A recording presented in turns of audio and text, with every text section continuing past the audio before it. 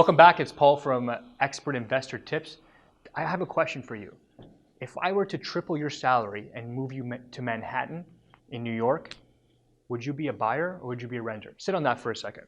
Today we're going to talk about the Manhattan-ization of Toronto and how to kind of profit from this massive trend that's happening. So I don't know if you've ever been to Manhattan, but it's basically a bunch of massive skyscrapers across an enormous space. It's kind of pretty cool to see. And I don't know if you've been around to Toronto in the last 5 to 10 years, but Toronto is turning into a bunch of massive skyscrapers in a small space. Although it's not there yet, we still have some land to build, but that is what Toronto is turning into. And why is that happening? It's because of the population trend. We're getting an enormous amount of people moving into the city, and we need places for them to live. It's not like we can build 1 million single-family homes in downtown Toronto. We need to build towers into the sky so we have space for people to live. And if all these people are living downtown, we need some places for them to work. So employers are there, taking up office towers and building more, and it's turning into, a skyscraper jungle.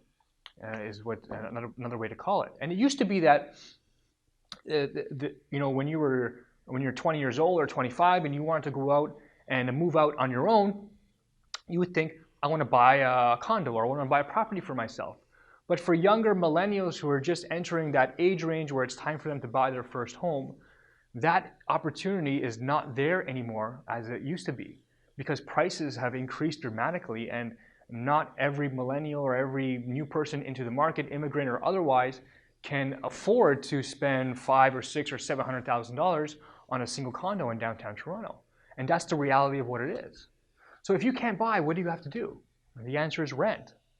So that goes back to my question, is if I triple your salary, whatever it is now, and move you to Manhattan, one of the most expensive places on earth, are you a buyer or a renter? Chances are, I'm not going to say you can't buy because I don't know you, but chances are most of the time, 80% or more of the time, you're going to be a renter because it's that expensive.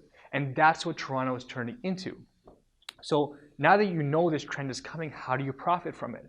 Well, you might want to pick up a condo or any kind of single family home you might be able to find, but preferably a condo in downtown Toronto. And if you can make it cash flow now, it's only going to get better for you in the future. So it's a trend we're watching, and it's a trend we're taking advantage of and profiting from, and our investors are doing well.